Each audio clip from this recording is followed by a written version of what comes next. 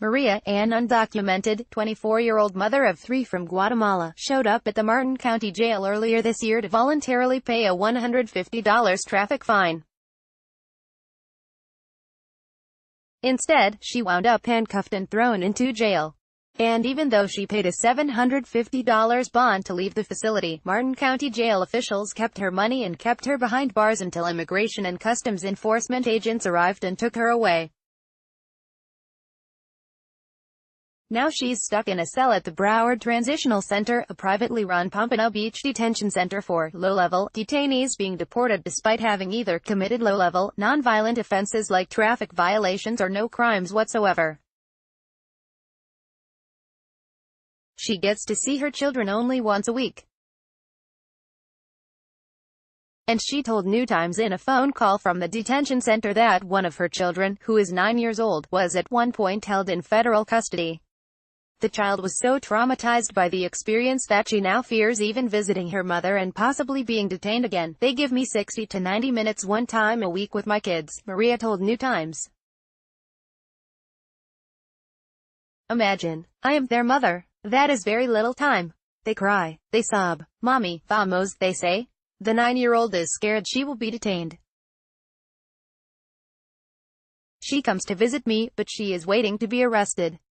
She says, Mommy, I don't want to go back into detention. Maria, whose real name has been changed because her immigration case is still open, is one of hundreds of low-level detainees slated for deportation at the Broward Transitional Center, a complex that has been the subject of repeated protests dating to at least 2012, when two undocumented activists infiltrated the GEO Group-run facility and reported what they said were upsetting conditions inside. Weeks ago, activists were arrested after chaining themselves outside the facility and blocking its entrances.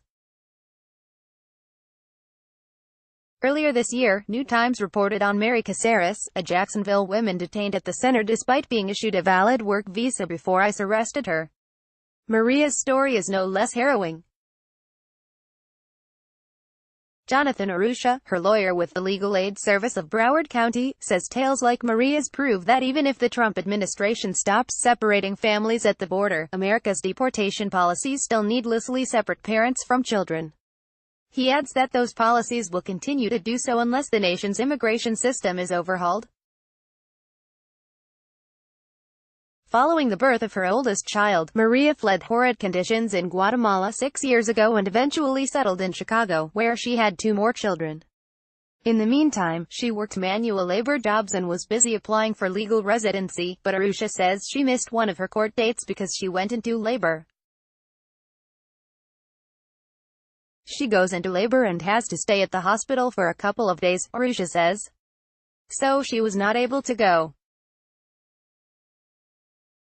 to the hearing. After that, Maria remained undocumented in the States to stay close to her 2 American-born children as well as her 9-year-old daughter, who'd crossed the border and spent 3 weeks in federal custody before being reunited with her mother.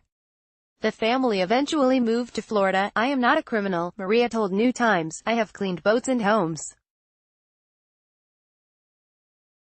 I have worked hard doing jobs that no one wants to do, but earlier this year, Maria was pulled over in Martin County and issued a $150 ticket for driving without a proper license.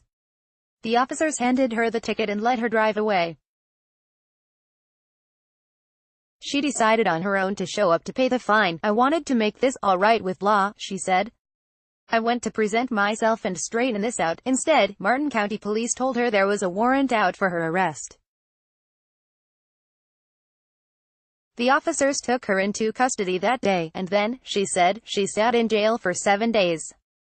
In the meantime, she contacted the Legal Aid Service, which instructed her to pay her the $750 bond as quickly as possible so she could leave the jail before ICE officials arrived.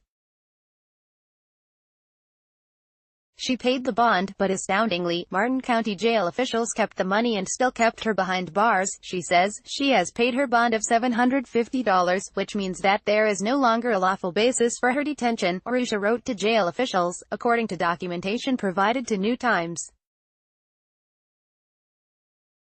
Thus, the continued detention of my client constitutes a new arrest that requires probable cause under the Fourth Amendment of the U.S. Constitution. In his letter, Arusha added that Maria's continued detention opened the sheriff's office up to a possible lawsuit.